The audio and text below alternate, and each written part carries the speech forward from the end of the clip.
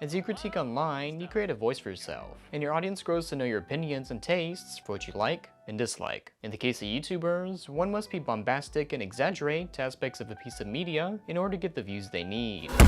This can get the best of the viewer in order to grab your attention. It can sometimes leave a sour taste in the eyes of the viewer before they even click on the video, to judge a video by its thumbnail.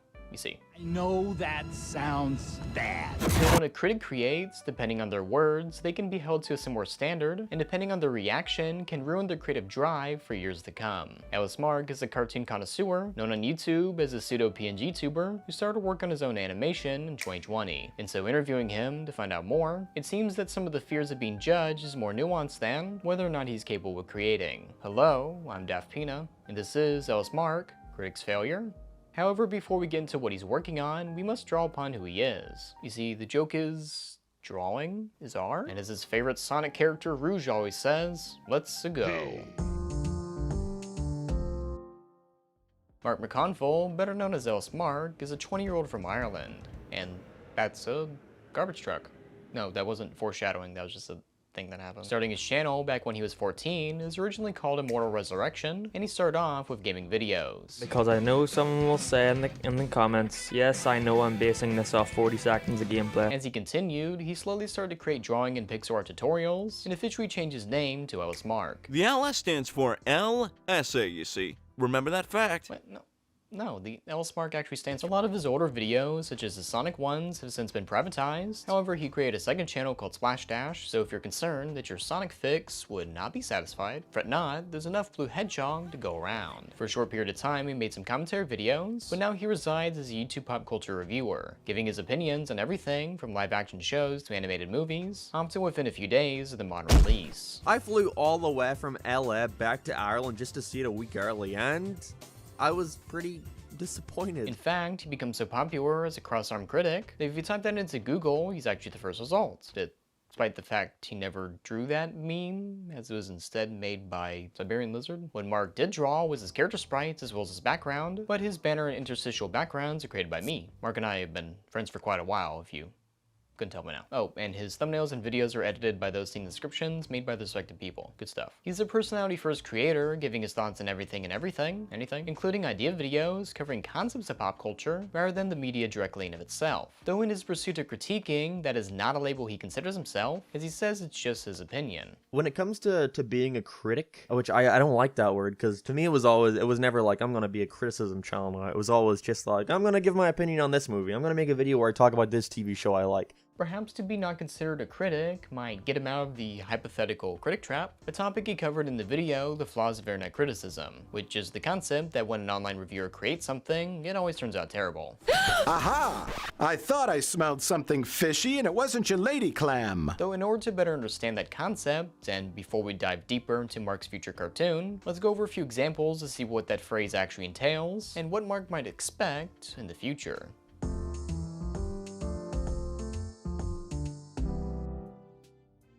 If we're the critics of others, who's there to critique us when we create? Before we get into the examples that I have, I suppose I should clarify what it means to create an original work. For many critics, they have in their reviews long-form skits, or as a thing for fans, a film or adjacent media made for them. And so what I would consider an original work would be something not akin to the character in which made them popular in the first place. So like, they don't have that character in the thing they're making. So in some of these examples, a lot of them are less original works and just extended internet videos. I clarify this because I want to see what they can do outside of the character they've been playing for years. And looking at these examples, it kind of seems vague on purpose. Mr. Enter. Starting off closer to Mark's home, not Ireland, rather a cartoon reviewer, enters a critic who talks about animation, but he himself is not an animator, nor does he really draw, though back in 2018, he sought the crowdfund for his own show, or just one episode of it. Well, he didn't make the goal of $350,000. For this case, he never finished it, so I suppose we don't really know what a Mr. Enter cartoon would look like. Could have some stills and like a unfinished animatic, I guess? Does that mean we're there yet? Crosswalk, Sally. So until that happens, If that happens. this example is null. Nostalgia Critic! Doug Walker, or the Nostalgia Critic, is a general internet reviewer, more so known for his comedic rather than serious takes. With his With his films, better known as That Guy with the Glasses website anniversary videos, have been talked about to death online, and they're not really something I'd consider an original work, rather just an extended YouTube video. The characters within it are loose adaptations of his friends, and most of the dialogue are just bad references to better media. My name is Inigo Montoya, motherfucker! Knowing Doug's good nature, he actually made reviews over the films, so you can take a joke. Rather, for a purely original work, is actually an anthology video called The Uncanny Valley. One of the shorts, called Dragonboard, was directed and edited by Doug Walker and written by Rob Walker. It stars Doug playing a character that isn't the Nostalgia Critic. Alright, one could reference Demo Reel, but that was retconned into being the Nostalgia Critic again. And of course the wall review, but that was just a larger budget internet video. So for this case, we have an original work. So with Doug being reviewer, did he fall into the critic trap? Why does my microwave look like a yard sale hosted by Bilbo Baggins?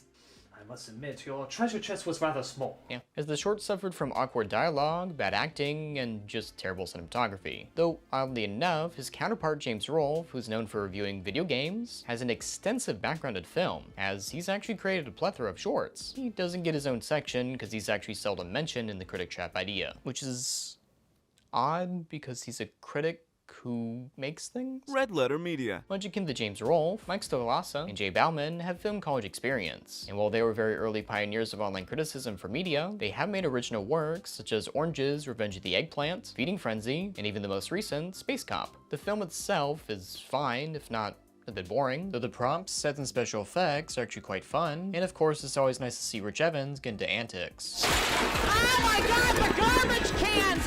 Though that was 5 years ago. While they haven't made an original work since, they still utilize a lot of their set and prop making skills for their reviews, and wheel the worst. So if they make another film, it'll most likely be a step above the previous one, at least in regards to production. They've gotten better over time. So I'll put this between the good and bad category for the alright category. Linkara, the Lightbringer. A critic of comics, he did try his hand at them, and failed. Between 2006 and 2012, he wrote and drew his own comic series starring the titular character, the Lightbringer. While he did make Linkara the movie, I'll be focusing on the comics since that's what he reviews. So, side note, James Rolfe did have 2 games made with him, but that's akin to the anniversary movies as it's something for the fans. Though people did like the games. I thought they're fun. Shifting back to Linkara, despite the comic being made over 10 years ago, it still lingers in the back of his mind on Twitter, as he mentions how embarrassed he was to have ever created it. I've been quite open about how I feel about the nickname Lightbringer. It's a reference to my shitty webcomic. To call me it is to constantly remind me of something I'm embarrassed about.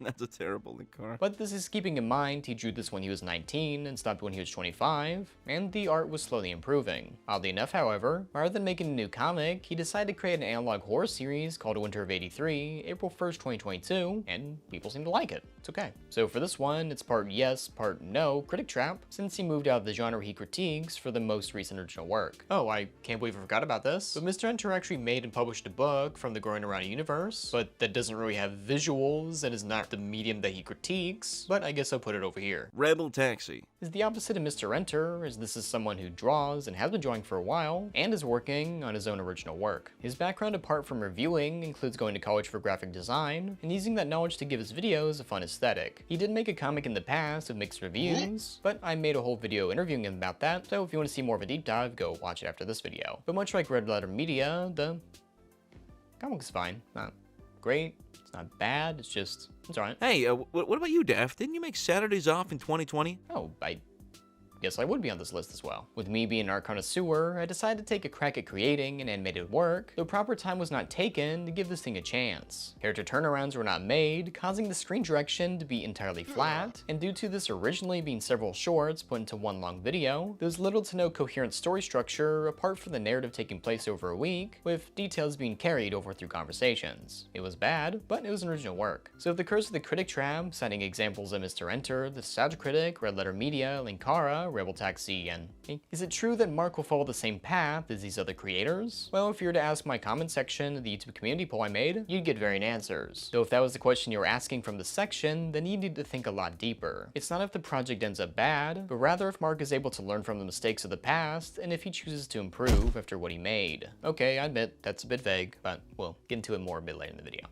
please hold on. But Mark is only in the early stages for his cartoon. Interviewing him, let's see if he's on the path of mediocrity, or if he can excel where most others didn't. Just like how I'm on the path to pet my cat, and though a small journey, it's always a nice stop to make. Just like how it'd be nice if you liked the video and subscribed to me, giving me a super thanks, I suppose, and right there, thing right there. Thank you, that'd be swell.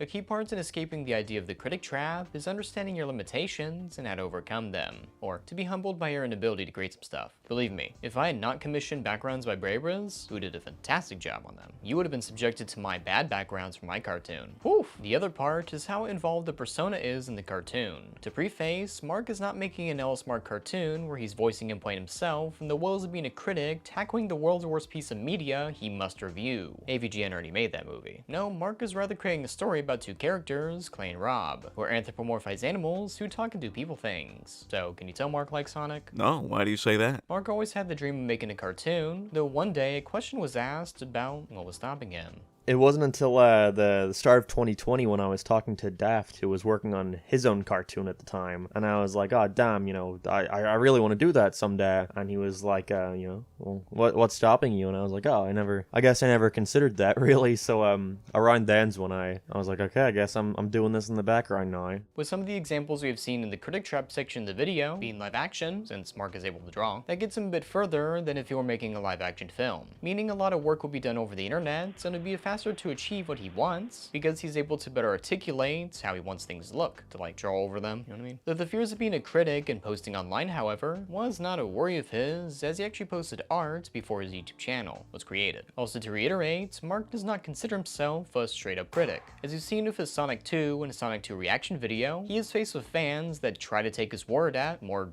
than just an opinion. As he puts it, him liking or disliking something does not negate your feelings about a subject, that his videos are solely just his opinions, and not outright judges of what is right and wrong. Though that idea could be seen of CinemaSins, a not so fondly looked upon creator for their takes, I guess. So for Mark's cartoon, to separate the art from the artist is something he wants to aim for. I just hope that enough people go into it with an open mind, not looking at it as like this is a Alice Mark cartoon, that this is just like a cartoon created by Mark, you know? I don't know. I don't want people to go into it going like, oh boy, here's this cartoon made by this quote unquote YouTube critic. I can't wait to shit on it. But I know that's me saying that isn't going to stop it from happening. So I've kind of come to terms with the fact that that's going to happen, and you know, I don't know. And further separation is what he considers himself compared to a standard Newgrounds animator. His aim for a cartoon is television quality animation, or consistency, and characters not just saying fuck because they can. And no, don't point to 12-ounce mouse for TV quality animation, because that was on TV, and that's an animation, and that's TV quality animation. No. For the story, there were actually 3 major rewrites, and the first involving a high school party, and the latest focusing on the 2 going to a local disco for kids. My initial plan was, well, I'm really unhappy with this first script, so I'm going to finish this episode because it's already so far along, and then I'm going to make a second one, which is the one that I'm working on now. So I'm going to make 2 episodes, and I'm going to wait till both of them are done, and then I'm going to put both of them out there, you know, just because it was like, I don't want the first one going out and people getting this wrong idea of what I want, so I'll put 2 out so people get like a more general idea of what I'm going for. And then I was like, why am I trying to do all these gymnastics just to give people the idea of what I want to do when I can just scrap the first one, like cut my losses and move right to the second one, which is what I did, and I'm happy with the way it's been going. The show premise being that Rob moves into a new town and befriends Clay, no matter how reluctant he is to have a friend, and they grow a special bond over time. Nice. And the concept is actually inspired by one of Mark's favorite shows, In-Betweeners. And with the 2 years, well, technically 6 months of official production on this thing, he actually found himself neck deep in issues. One of the first being rewrites, an internal struggle of always coming back to constantly change things in the script. With no time frame or deadline, this is inevitable. But while time is on his side, he is not alone on the project. While he did do the original animatic on his own, another person was hired for the new one, with revisions being supervised by, well, an animation supervisor, that being Rebecca, who's a full-time animator at Mercury Works. Background artists and animators followed as progress came along in the project, with such people as Adrian Del Serna, Javi Game Boy respectively, and many others. As he describes it, while he is not drawing every little piece, he still has his hands in the animation pie. So for something like this, usually how the shots work in the show is that they'll send me their shots, and I'll look at it, and I'll draw over it myself with a pen, usually on someone's iPad, now that I've been traveling a lot. and just to clean stuff up a lot and make sure that what I'm getting back is kind of my vision and the way I want it. So like for a shot like that, just for the shot of him shrugging and Claire looking down at him all angry, usually what happens is I'll send him back something kind of like this with a description of text showing what I want. Just kind of giving notes on like how to fix things to be the way I want it to be.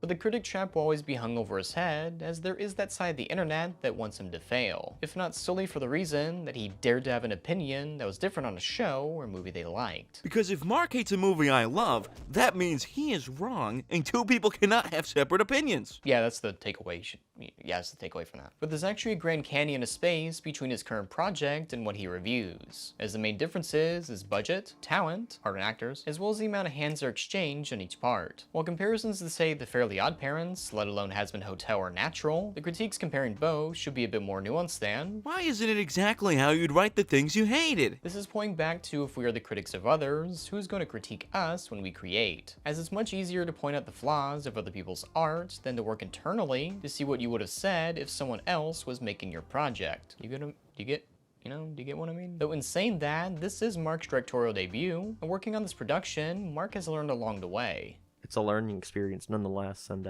it's definitely something I can, at the very least, apply my knowledge now to whenever I do talk about other media in the future. You know, I know what it's like to make something like that in such a small scale, so I can only imagine what it's like doing on a giant scale, a multi-billion-dollar scale. The big thing to understand is that whatever mistakes are seen on screen are often the least of the worries for the animators. In fact, I remember watching Sonic 2 and when Sonic and Tails were at the bar and Tails is sleeping, his fur texture actually re-pops in. Not when they change camera angles, but like re-pops in when they're moving the camera slightly. But while watching, I went, It was probably magic. and went on with the film. Mainly because I was there to just watch a thing. Though if I were to review it, I would have to wonder if this actually pulls me out of the experience, or was just a simple animation mistake. Mark will experience this firsthand, not fur textures, because he's not doing 3D stuff. I mean, the idea that when people review his cartoon, they will not know, or not care about, the struggles he and his team went through to produce it, such as the rig breaking when trying to rework clay that was not caught till a year through production, though they're trying to work on it. While you can separate the art from the artist, depending on what the critique is, it might be good to see what the artist was going through, such as the case in my High Guardian Spice video, as talking to someone on the production team, they still have to remain secret. Ooh.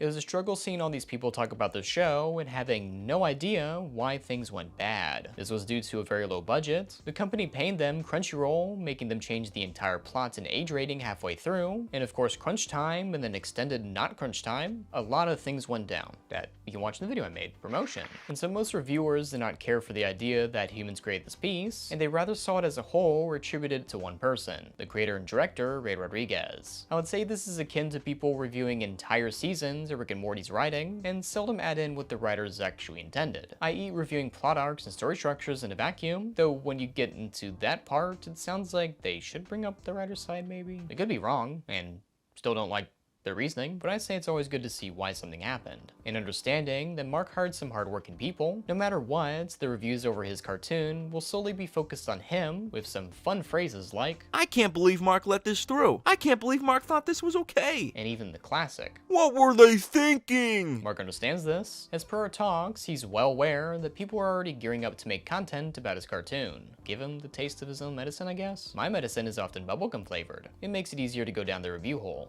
Mostly whenever I post about it, a lot of it is positive. Most of it's positive, but every once in a while I'll see a comment that's like, this looks like shit. To me, it's like, you don't know what it is yet, do you? So right now, I can't really say there's much negativity about it, but I definitely know when it comes out, it's gonna crop up more and more. But I suppose it's on future reviewers who might look a fool if they don't watch this video, or I guess reaching out to Mark to see what Mark went through, because there's always a chance that your video would be the most viewed on the topic, and people would just take your idea or your word as truth and not look further. An example of a laundry scene review would be from Cartoonchi of the Owl House. However, more than a year after release, he actually has the feeling of wanting to delete it. His thoughts changed, and he doesn't agree with the video anymore. It will be an internal struggle whether or not he wants to keep it up, as it can affect the conversation of the show, despite at the time only one season being out. Perhaps when the final episode airs, he could unlist the video and do a full retrospective on the series, and that could be fun to see. Such as me looking further into the background details, like the fact that Mark's original draft was actually an emulation of more American shows. Yeah, great transition there, buddy. Thanks. Though it was fully made into an animatic, he actually scrapped it to be more akin to what he dealt with growing up, i.e. a more Irish-British upbringing, without the slang of the region. You know, it would be a bit hard for the American voice actors to read it and not sound weird? There I go, heading off to fill up my truck at the petrol station. An interesting aside was some of the earlier drafts of the mouse character Rob, as originally 6 years ago, he was made to be a mascot for a platforming game. And I was like, I want to make a show where it's about this little guy, this little mouse guy, and he's like the mascot of like a generic like platforming game. And every episode of this show is him. It's kind of like Wreck-It Ralph. He's like game jumping, and every episode takes place in a different genre of video game. But that didn't go over like far at all into production. It never existed as anything other than like an idea in my head. And then after a couple of years later, a glitch text came out, and that was I think that's got a pretty similar idea. I've never seen that show, but I hear that's generally what it is. And I was like, I like Slice of Life better.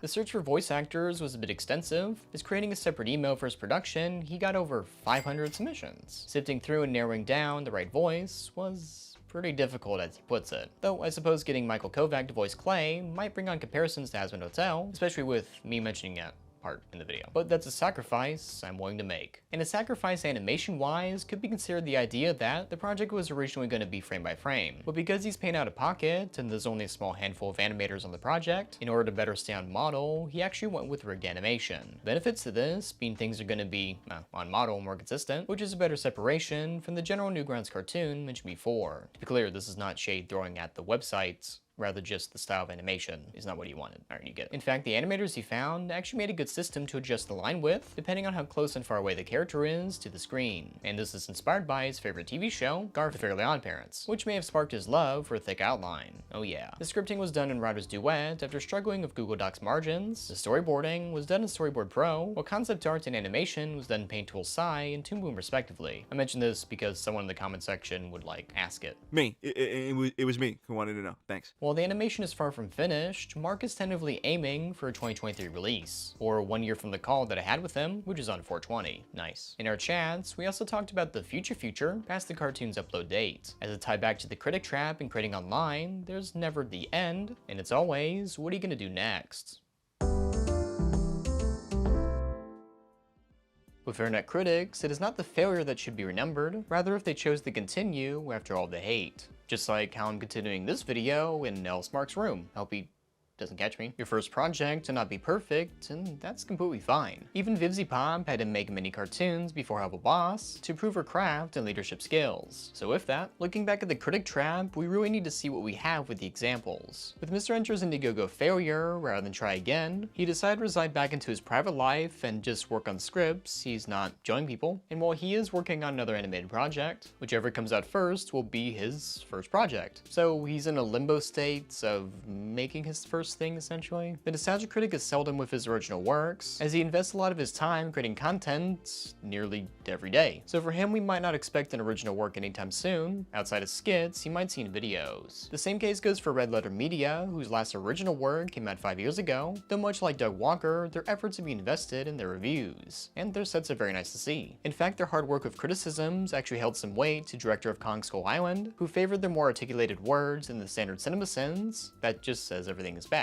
So if critiques, there's still a lot of value to them, especially if the intent is more to improve rather than tear down for the spite of it. Speaking of Linkara, whose last comic work was 10 years ago, he came back to create an analog horror series and seemed to improve on a lot of his storytelling skills. Though of course a comic and an analog horror series are two different ballparks of story structure, but still improvement. Nevertheless. As for Rebel Taxi, after his failed comic, he came back to rework his idea into an animated form. Everything from redesigning the characters, changing the plot, and story structure, it is shaping up to see something quite fun. Relax, we just want to challenge Monique to a melee fight. We want to prove we're not a bunch of scrubs. And I have an upcoming cartoon with a tentative release for December 2022, and I learned a lot from the past experience. Mainly with preparation and execution, as with the prior cartoon, time was not taken during pre-production to make the actual animation process smooth and fulfilling. going. So in seeing all these examples, a lot of what the critic trap entails is not the critic trying and failing at what they critique, rather than not taking the time to learn what failed and to move on to the next project. In fact, critics like AVGN and even Chris Stuckman are often left out of the critic trap as they're an outlier, or perhaps an example that the situation is a lot more than Critic only review because they cannot make. Much like when I talked to Matt Hargreaves of Ed's World, you have to make a lot of things before you start to get better. It may take a long time and a few projects to do so, but it's better to be seen as someone who wants to get better, rather than someone who tries once, fails, and never tries again.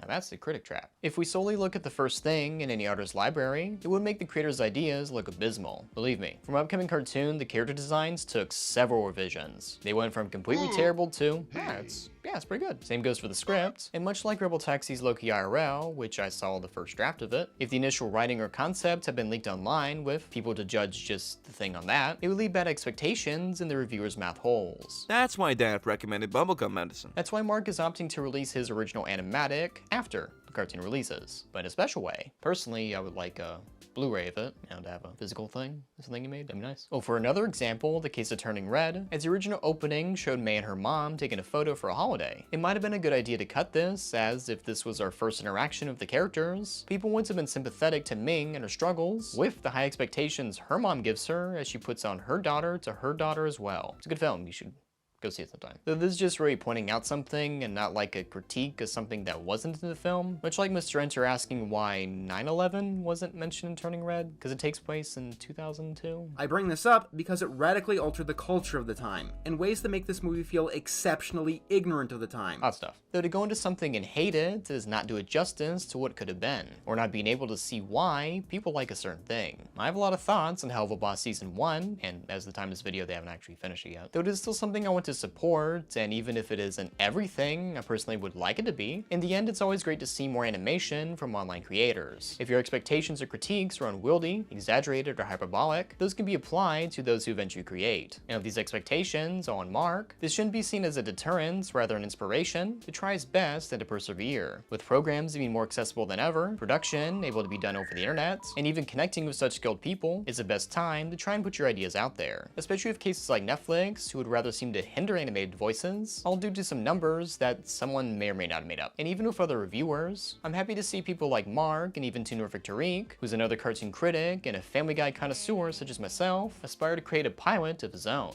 With Mark and his ambitions, the project does well, be it in views or general support. He aims to have a Kickstarter akin to Meat Canyon's Monster Lab, or Patreon like Hell of a Boss. And if you want to learn more about the former, I made a video all about it. Promotion. Though of course, the pilot gets its eyes on the right people, there could always be something else in the works. I haven't fully decided yet. I think I've got plenty of time to decide. In terms of pitching, I would love to. I guess it comes up with if the right people see the pilot and what they think of it. But I would not be opposed to doing either.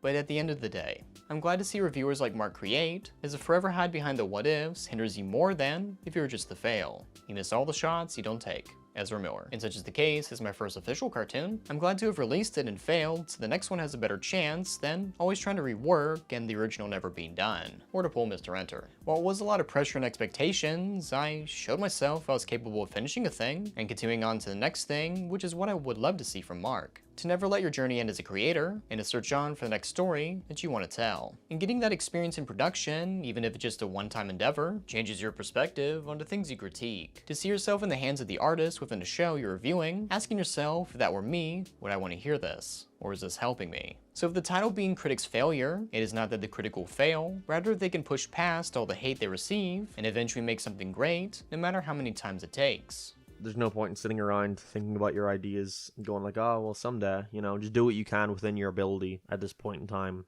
And, all you can ever do is just put your ideas out there and hope that the right people find it. It's really the most simple advice I could ever give, because if I didn't start doing this, I wouldn't be at some point nearing completion of my pilot. So if I didn't do that, then I'd still be sitting in the same place I was in 2020 going like, oh, well, someday, Oh, as a final thing for the video, I asked some cartoon people to give some motivational words for Mark. Enjoy. Hello, LS Mark. It's your good friend Saberspark, and I'm taking this moment to ask you what the LS stands for in your name. Also, good luck with your cartoon. Hope it goes the distance, bro. Lord knows you've been working hard on it. Yeah, I know nothing about cartoons, but this is probably gonna be pretty awesome. Looking forward to seeing it. Yeah, good luck on the pilot. Mark's showing me stuff behind the scenes, and I know he knows I think it looks good. Although Daft here is like asking me to say stuff on camera, so now it's just weird. I don't know. He knows I like the stuff that he's making. With Mark working on his first cartoon, I'm excited to see how it turns out. As for better or for worse, no matter what, he can be proud that he finished a cartoon. And while it's his first creation, I hope it won't be his last. The prospect of seeing someone whose job it is to give his opinion on other people's works, it's interesting to see them create as it brings more content to enjoy around the world. Also, this of course gives more opportunities for the artists he hires, be it from animation or voice acting, and it's a beneficial relationship that's always nice to see. Special thank you to LS Mark for letting me interview him, and Solidus JJ for voicing some lines here and there. And another thank you to Saberspark and Pizza and Verdus Joe doing a little cameo in the video at the little end bit right there. And a special alert thank you to my patrons you can see on the screen right now. Join today to help out the channel. Like and subscribe if you haven't already. Follow me on Twitter for the funny updates, as well as join LS Mark tonight's Discord to join it. But until next time, thank you for watching, and please don't forget to have a fantastic